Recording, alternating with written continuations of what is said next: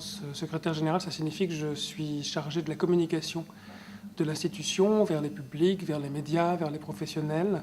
Et je travaille avec Muriel Mayette à l'édification de sa programmation tout le long de son mandat. Elle a été nommée depuis 3 ans maintenant, en 2006, en août, pour 5 ans à la Comédie Française. Ok. Oula, chaque fois que le métro passe... Oui, c'est pas le métro, ce sont les cars en fait qui provoquent ces vibrations au théâtre, au studio théâtre. Ok.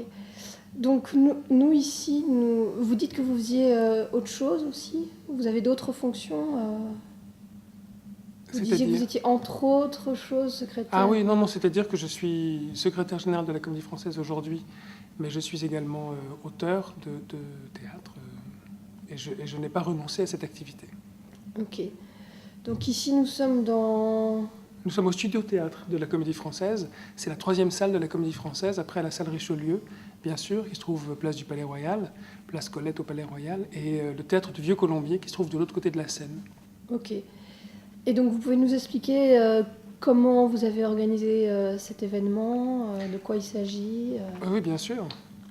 La Théâtrothèque, on l'a organisée, imaginée avec Muriel Mayette dès sa nomination pour rendre hommage à des grandes figures de la comédie française, à ses acteurs, à des auteurs qu'on n'a pas forcément l'occasion de jouer, à un répertoire qu'on a tendance peut-être à ne plus voir beaucoup aujourd'hui monter, en tout cas comme il a été monté les saisons précédentes, et puis surtout à des artistes, à des esthétiques qui peuvent nous paraître d'ailleurs maintenant aujourd'hui parfois un peu dépassés, mais dont on peut noter là justement par ces projections un rythme particulier, une énergie particulière et un jeu de comédiens qu'on peut trouver vraiment tout à fait exceptionnel.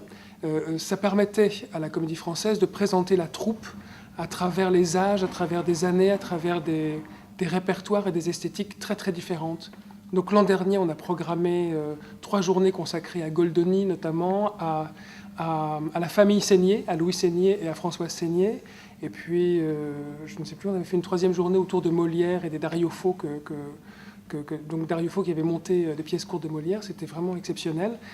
Cette année, on a choisi de rendre hommage à 3 grandes figures de la comédie française, 3 grandes dames qui sont Denise Jans, Claude Winter et Catherine Samy, 3 grandes sociétaires honoraires de la comédie française. Et l'année prochaine, en 2010, on organisera une manifestation autour de la mémoire d'Antoine Vitez, qui a disparu il y a maintenant 10 ans.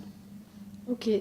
Et donc tout ça peut se faire grâce aux archives de l'INA, si j'ai bien compris. C'est l'INA, en effet, grâce à un partenariat qu'on a mis en place avec l'Institut national de l'audiovisuel, qui nous permet de diffuser des documents d'une qualité exceptionnelle à un coût totalement nul, puisqu'ils nous permettent gracieusement de diffuser ces documents qui sont pour la plupart introuvables.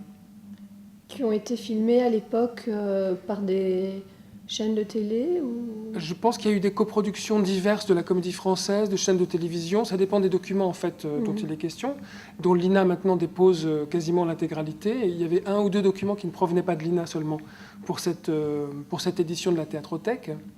Sinon, en effet, ce sont souvent des coproductions mises en place avec des éditeurs différents.